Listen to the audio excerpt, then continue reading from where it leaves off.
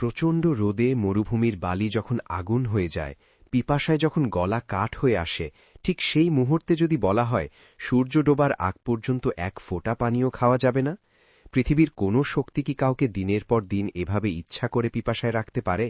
অথচ আজ থেকে ১৪০০ বছর আগে ঠিক এমনটাই ঘটেছিল মদিনার আকাশে। যখন নতুন চাঁদ উঠল, তখন আসমান থেকে এলো আল্লাহর এক হুকুম।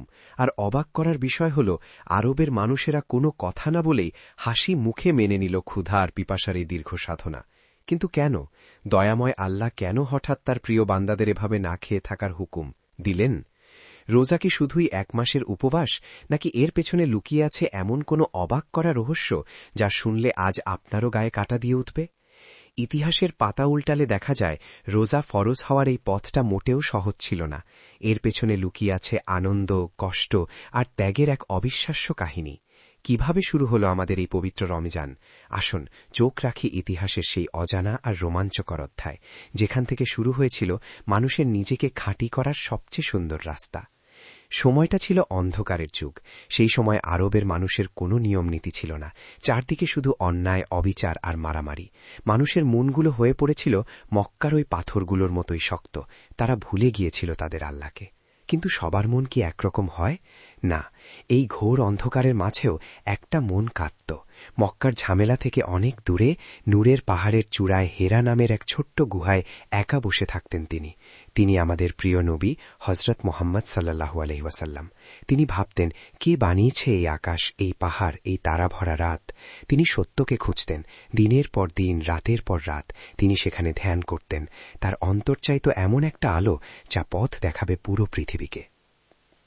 আপনারা কি জানেন, রোজা শুরু হবার অনেক আগে থেকেই রমজান মাসটা ছিল পৃথিবীর সবচেয়ে দামি মাস?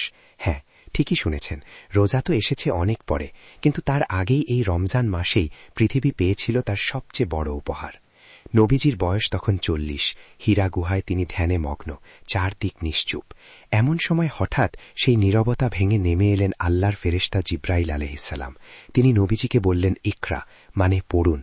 আর সেই রাতটি ছিল রমজান মাসের এক পবিত্র রাত, যাকে আমরা বলি লাইলাতুল কদর। এই রাতেই আসমান থেকে পৃথিবীতে নেমে এসেছিল পবিত্র কোরআন। তাই রোজা ফরজ হওয়ার আগেই রমজান মাস আমাদের কাছে পরিচিত হল কোরআনের মাস হিসেবে। কোরআন হল মানুষের মনের খাবার, আর এই মনের খাবার যে মাসে আসলো, ঠিক সেই মাসকেই আল্লাহ পরে বেছে নিলেন শরীরের খাবার থেকে দূরে থাকার মাস হিসেবে। কি সুন্দর একটা মিল, তাই না? কোরআন তো পৃথিবীতে আসলো, কিন্তু আল্লাহ তখনও রোজা রাখার কোনো হুকুম দিলেন না। একবারও কি মনে প্রশ্ন জাগে না, কেন? কেন আল্লাহ আরো ১৩ বছর অপেক্ষা করলেন? কারণ রোজা কোনো সাধারণ কাজ নয়। শুধু না খেয়ে থাকার নাম রোজা নয়, এর জন্য দরকার ছিল পাহাড়ের মতো শক্ত মন। মক্কার সেই শুরুর দিনগুলো ছিল মুসলমানদের জন্য চরম কষ্টের। চারদিকে কাফেরদের অত্যাচার, নিজেদের বাড়িঘর ছেড়ে পাহাড়ে বন্দী জীবন, আর অনেক অভাব। এই ১৩ বছর আল্লাহ মুসলমানদের রোজা রাখার হুকুম দেননি, বরং তিনি তাদের মনকে প্রস্তুত করছিলেন। তিনি শেখাচ্ছিলেন কিভাবে কষ্ট সহ্য করতে হয়, কিভাবে বিপদের সময়েও আল্লাহর উপর বিশ্বাস ধরে রাখতে হয়। সেই সময় নবীজি ও সাহাবীরা মাঝে মাঝে নফল রোজা রাখতেন, কিন্তু সেগুলো সবার জন্য ফরজ বা বাধ্যতামূলক ছিল না। মক্কার এই দীর্ঘ সময়ে মুসলমানদের রোজা ছিল মূলত পাপ থেকে দূরে থাকার রোজা। অবশেষে মক্কার সেই অন্ধকার রাতের শেষ হল, আসলো এক নতুন ভোর। অনেক কষ্ট আর অত্যাচার পেছনে ফেলে নবীজি এবং তার প্রিয় সাহাবীরা পাড়ি জমালেন মদিনার পথে। শুরু হল ঐতিহাসিক হিজরত। মদিনার ঠান্ডা বাতাস, সবুজ খেজুর বাগানের ছায়া আর সেখানকার মানুষের ভালোবাসা, সব মিলিয়ে মদিনা হয়ে উঠল মুসলমানদের এক শান্তির ঠিকানা। মদিনায় এসে মুসলমানরা পেল একটা সুন্দর সমাজ। তাদের মনগুলো তখন কষ্টের আগুনে পুড়ে একদম খাঁটি সোনায় পরিণত হয়েছে। তারা এখন প্রস্তুত। দয়াময় আল্লাহ তাদের যাই হুকুম দেবেন হাসি মুখে তা মেনে নেওয়ার জন্য তারা এখন পুরোপুরি তৈরি। সময় যেতে লাগলো। হিজরতের পর পার হয়ে গেল প্রথম বছর। শুরু হলো দ্বিতীয় হিজরি সাল। মদিনার আকাশে বাতাসে তখন অন্যরকম শান্তি, কিন্তু কেউ জানত না, সবার অজান্তেই আল্লাহ তার প্রিয় বান্নাদের জন্য এক বিশাল চমক প্রস্তুত করে রেখেছিলেন। সময়টা দ্বিতীয় হিজরির শাবান মাস। মদিনার বাতাস তখন অন্যরকম শান্ত।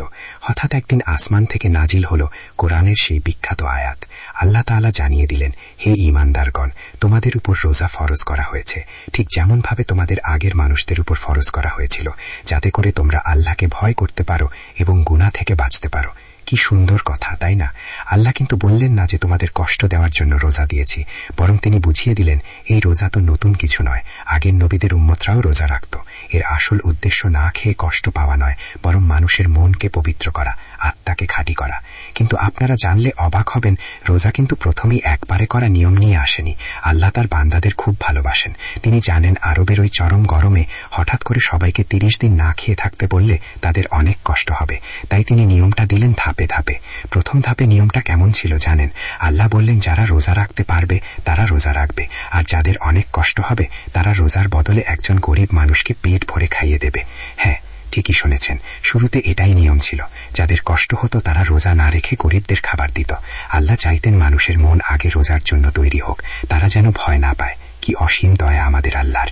কিছুদিন পর মানুষ যখন রোজার সাথে অভ্যস্ত হয়ে গেল, তখন আল্লাহ দিলেন চূড়ান্ত হুকুম। আসমান থেকে কোরআনের আরেকটা আয়াত নাজিল হল। আল্লাহ বললেন তোমাদের মধ্যে যে ব্যক্তি এই রমজান মাস পাবে সে যেন অবশ্যই রোজা রাখে। তবে হ্যাঁ, অসুস্থ মানুষ আর যারা সফরে বা রাস্তায় থাকবে তাদের জন্য আল্লাহ ছাড় দিয়ে রাখলেন। আর অবাক করা ব্যাপার কি জানেন? যখন এই চূড়ান্ত হুকুম এলো তখন মদিনার কোনো মানুষ একটুও মন খারাপ করেনি। কেউ বলেনি উফ, এত গরমের মধ্যে কিভাবে না খেয়ে থাকবো, বরং সাহাবীরা আনন্দে আত্মহারা হয়ে গেলেন। তারা বুঝলেন এই মাসটা হলো আল্লাহর কাছ থেকে রহমত আর ক্ষমা লুপে নেওয়ার মাস। তারা আকাশের দিকে তাকিয়ে রমজানের চাঁদের অপেক্ষা করতে লাগলেন, ঠিক যেমন করে মানুষ সবচেয়ে প্রিয় মেহমানের জন্য অপেক্ষা করে। শুরু হলো মদিনায় সাহাবীদের জীবনের প্রথম রমজান। দিনগুলো ছিল প্রচন্ড গরমের, রোবে যেন চারপাশ পুড়ে যাচ্ছিল। সেচের কাজ, বাগানের কাজ, হাটে বাজারে কেনা বেচা সবকিছুই করতে হতো ওই রোজা রেখে। একবার ভেবে দেখুন তো, সারা দিন ওই মরুভূমির রোদে হাড় ভাঙা খাটুনি, আর পেটে নেই একদানা খাবার, গলায় নেই এক ফোঁটা পানি। পিপাসায় সাহাবীদের ঠোঁট ফেটে যেত, দুর্বলতায় শরীর কাঁপত, কিন্তু তাদের মনে ছিল অদ্ভুত এক শান্তি। তারা জানতেন এই ক্ষণিকের কষ্টের বদলে আল্লাহ তাদের জন্য জান্নাতের অনন্ত সুখ সাজিয়ে রেখেছেন। ইফতারের সময় যখন তারা একটু পানি মুখে দিতেন, তখন তাদের চোখ দিয়ে আনন্দের পানি গড়িয়ে পড়ত। তারা অনুভব করতেন আল্লাহর জন্য কষ্ট করার মাঝে যে কি মধুর আনন্দ লুকিয়ে আছে। সবাই ভেবেছিল প্রথম রমজানটা হয়তো এভাবেই শান্তিতে কেটে যাবে, কিন্তু না, আল্লাহ তার সবচেয়ে প্রিয় বান্দাদের জন্য অন্যরকম এক পরীক্ষার ব্যবস্থা করে রেখেছিলেন। প্রথম রমজান মাসের মাত্র 17 দিন পার হয়েছে। সাহাবীরা এমনিতেই রোজা রেখে অনেক দুর্বল। ঠিক সেই সময় মদিনায় খবর আসলো মক্কা থেকে কাফেরদের বিশাল এক সেনাদল অস্ত্রশস্ত্র নিয়ে মদিনার দিকে ধেয়ে আসছে। কাফেরদের শূন্য সংখ্যা 1000, আর মুসলমানদের পক্ষে আছেন মাত্র 313 জন সাহাবী, তার উপর সবাই রোজাদার। কি হবে এখন? ওই প্রচন্ড গরমে রোজা রেখে খালি পেটে সাহাবীরা কিভাবে ওই বিশাল বাহিনীর সামনে দাঁড়াবেন? এই রমজানে কি শেষ হয়ে যাবে মদিনার মুসলমানদের অস্তিত্ব, নাকি রোজা রাখা ওই ক্লান্ত শরীরগুলোর ভেতর লুকিয়েছিল এমন কোন ঐশী শক্তি যা ইতিহাসকে চিরদিনের জন্য বদলে দেবে? 17ই রমজান, বদরের প্রান্তর। একদিকে হাজারো কাফেরের বিশাল বাহিনী, তাদের হাতে দামি দামি সব অস্ত্র, আর অন্যদিকে মাত্র 313 জন সাহাবী। সারাদিন রোজা রাখার কারণে তাদের পেট খালি, গলা শুকিয়ে কাঠ। একবার ভেবে দেখুন তো, ওই প্রচন্ড গরমে খালি পেটে মানুষ তো ঠিক মতো দাঁড়াতেই পারে না, আর তারা এসেছেন যুদ্ধ করতে। সবাই ভেবেছিল আজ বুঝি মদিনার মুসলমানদের নাম নিশানা মুছে যাবে, কিন্তু না, কাফেররা জানত না যে এই রোজাদার মানুষগুলোর ভেতরে যে ঈমানের আগুন জ্বলছে তা পৃথিবীর কোনো অস্ত্র দিয়ে নেভানো সম্ভব নয়। রোজা তাদের শরীরকে দুর্বল করেছিল ঠিকই, কিন্তু তাদের মনকে করে তুলেছিল লোহার চেয়েও শক্ত। শুরু হলো যুদ্ধ। ধুলায় অন্ধকার হয়ে গেল চারপাশ। ওই খালি পেটে রোদে পড়ে সাহাবীরা যখন আল্লাহু আকবার বলে ঝাঁপিয়ে পড়লেন, তখন কাফেরদের বুক ভয়ে কেঁপে উঠল। আর আল্লাহ, তিনি কি তার রোজাদার বান্দাদের একা ছেড়ে দেবেন? কখনোই না। আসমান থেকে আল্লাহ পাঠিয়ে দিলেন হাজার হাজার ফেরেশতা। যেই রোজা ছিল কষ্টের, সেই রোজাই হয়ে উঠল তাদের সবচেয়ে বড় শক্তি। চোখের পলকে বিশাল কাফের বাহিনী হেরে গেল। প্রথম রমজানেই খালি পেটে আল্লাহর উপর ভরসা করে সাহাবীরা ছিনিয়ে আনলেন ইসলামের সবচেয়ে বড় বিজয়। সেদিন পুরো পৃথিবী অবাক হয়ে দেখেছিল রোজাদারদের দোয়া আর আল্লাহর সাহায্যের মাঝখানে কোনো পর্দা থাকে না। এভাবেই কষ্ট আর ত্যাগের মধ্যে দিয়ে পার হলো মুসলমানদের জীবনের প্রথম রমজান। 29 দিন পর মদিনার আকাশে উঠল ঈদের চাঁদ। সেই কি আনন্দ সবার চোখে মুখে। সারা মাস আল্লাহর জন্য কষ্ট করার পর, না খেয়ে থাকার পর এই যে ঈদের আনন্দ, এটা যেন আসমান থেকে নেমে আসা এক শান্তির বৃষ্টি। এই প্রথম রমজান আমাদের শিখিয়ে দিয়ে গেল, রোজা শুধু না খেয়ে থাকার নাম নয়, রোজা হলো নিজের ভেতরের অহংকারকে বেঁধে ফেলা, নিজের রাগ আর লোভকে যুদ্ধে হারিয়ে দেওয়ার নাম। আল্লাহ তো আমাদের কষ্ট দিতে চাননি, তিনি শুধু চেয়েছিলেন আমরা যেন বুঝতে পারি আমাদের গরিব ভাই বোনদের না খেয়ে থাকতে কতটা কষ্ট হয়। তিনি চেয়েছিলেন আমাদের অন্তরটা যেন আয়নার মতো পরিষ্কার হয়ে যায়। একটু চোখ বন্ধ করে নিজের কথা ভাবুন তো, আজ আমরা কত শান্তিতে রোজা রাখি। আমাদের ঘরে এসি, ঘরে ফ্যান, ঘরে ইফতারের সময় টিভি হয়ে যায় কত শত ঠান্ডা শরবত আর মজার মজার খাবারে। সাহাবীদের মতো আমাদের রোদে পড়তে হয় না, তলোয়ারের সামনে দাঁড়াতে হয় না। তবু কি আমরা পারি সেই সাহাবীদের মতো এক ফোঁটা ঈমান বুকের ভেতর রাখতে? আল্লাহ এই মাসটা দিয়েছিলেন আমাদের পাপগুলো ধুয়ে ফেলার জন্য, নিজেদের আয়নার মতো খাঁটি করার জন্য, কিন্তু আমরা রাত্রি রোজা রাখছি, নাকি সারাদিন শুধু নাস্তিরে থেকে সন্ধ্যায় পেট ভরে খাচ্ছি?